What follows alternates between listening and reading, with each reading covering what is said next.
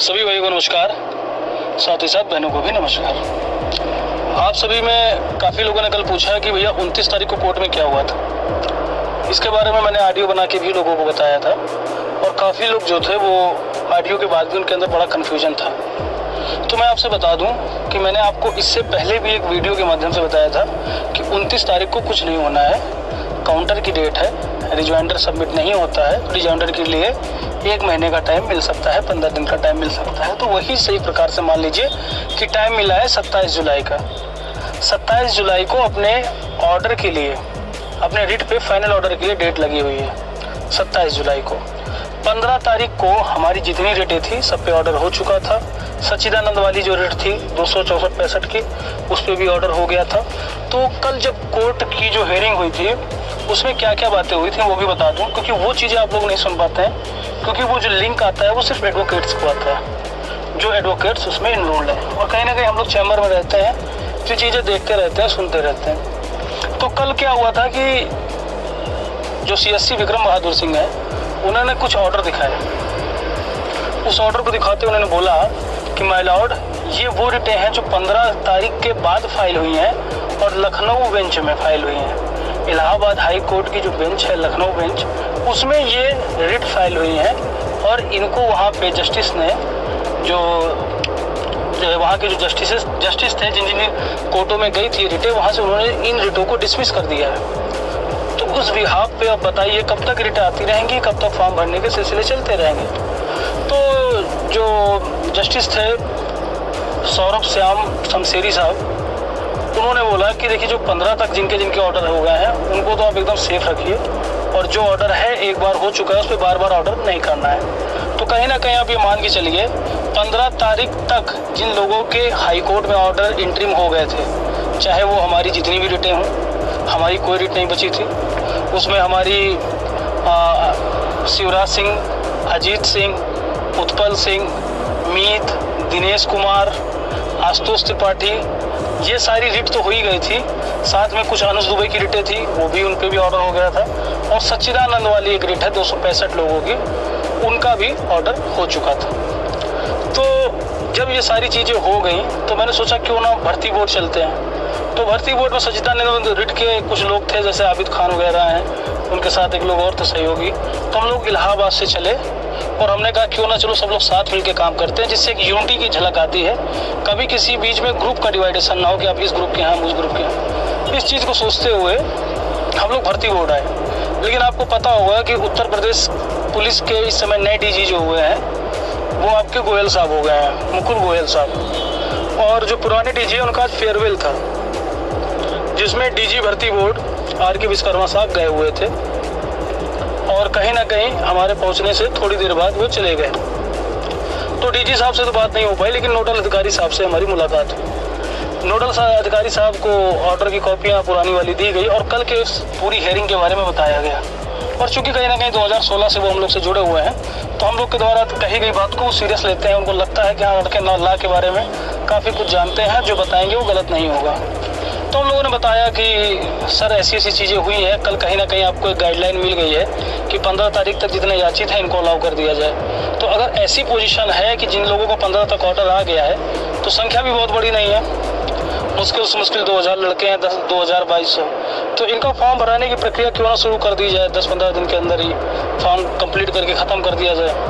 तो उन्होंने कहा देखिए कि इस बारे में हमारा कुछ कहना सही नहीं है, हम फॉर्म भरवा भी सकते हैं और हमारा अधिकार है कि हम डबल बेंच भी जा सकते हैं या SLP लेके सुप्रीम कोर्ट भी जा सकते हैं। तो उस चीज़ पे हमने उनको अपना एक जवाब दिया, अपना तर्क दिया कि देखिए सर, कि अगर कोई भी इंटरिम ऑर्डर फाइनल नेचर का नहीं होता है, फाइनल नेचर का ना होने का मतलब है कि कोई भी अंतरिम आदेश जिससे फाइनल ऑर्डर जो है उस पर कोई प्रभाव पड़े, इस नेचर का, इस प्रकृति का अगर कोई ऑर्डर नहीं होता है, तो जब आप अपील में ले जाते हैं तो वो मेंटेनेबल नहीं होता है। तो शायद जब मैं पहली बार कहा तो समझ नहीं पाए, दोबारा कहा तो उन्होंने कहा कि हम अपनी बात तो एटलीस्ट वहाँ कहेंगे, हमें भी अपनी बात रखने का अधिकार है, और कम से कम वो मेरी बातें तो सुनेंगे जज जो होंगे। और हमने बोला कि अगर आप वहाँ भी ना टिक पाए तो 1-2 डेट, तो उन्होंने बोला कि उसके बाद देखा जाएगा।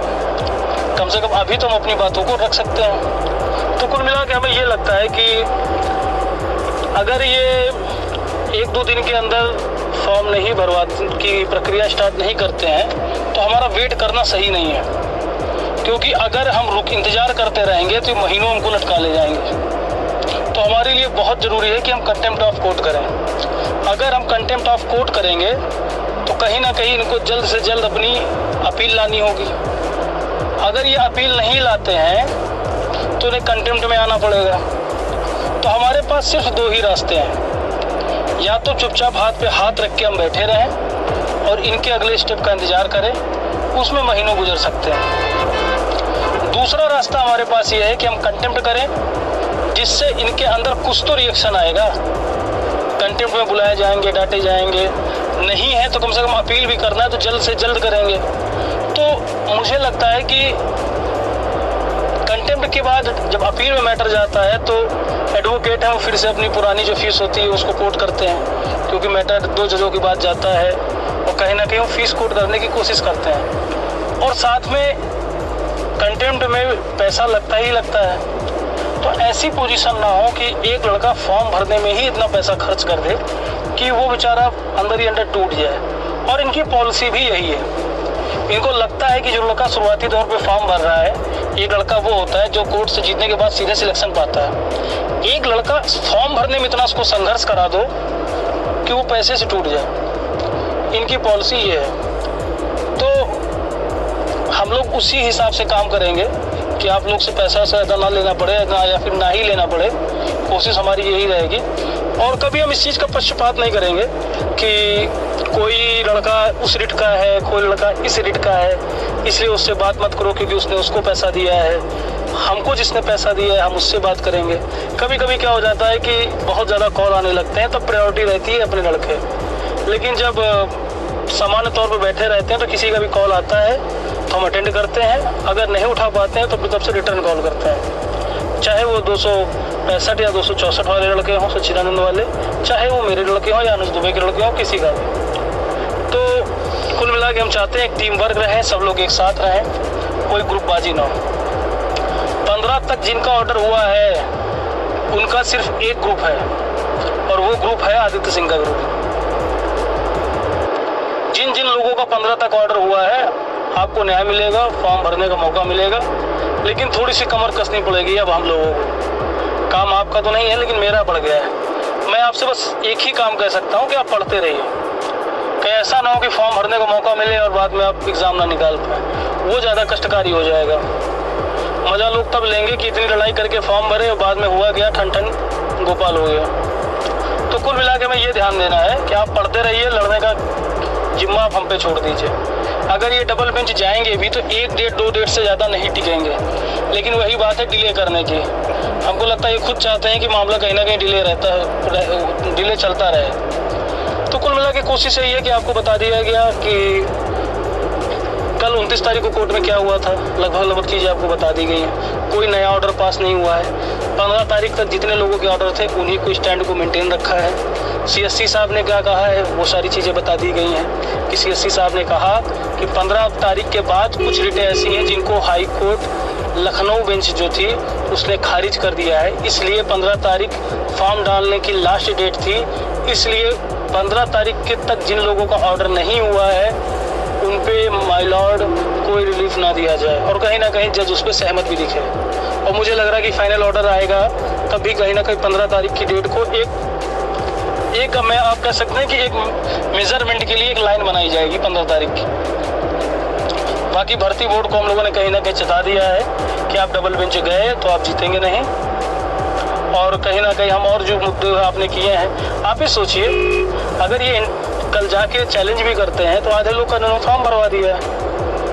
आप आधे लोग का फॉर्म भरवाने के बाद आप सोचिए कि उस ऑर्डर को हम चैलेंज करें तो बड़ा मुश्किल हो जाएगा। ठीक है, तो परेशान नहीं होना है, बस थोड़ा सा एक वनवास हो गया हम लोगों को 1-2 महीने का।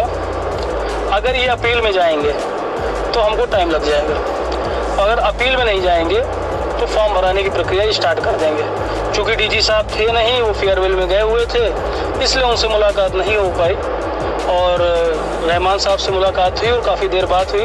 और अंदर हम तो गए ही थे, साथ में सच्चिदानंद वाली रिट के लड़कों को भी लेकर गए थे। जो बात हुई उन्होंने पूरा सुना, समझा, देखा। कोई भी चीज़ आपको गुमराह करने के लिए नहीं डाली जाती। और गुमराह करने का मतलब भी क्या कि आज मैं कोई बात कहूँ और कल वो गलत हो जाए, क्योंकि झूठ बहुत दिन नहीं टिकता है। तो बस इतनी चीज़ें थी, यही आपको समझानी थी। और आगे भी कुछ चीज़ें होंगी, आपको मैं अपडेट करता रहूँगा। धन्यवाद।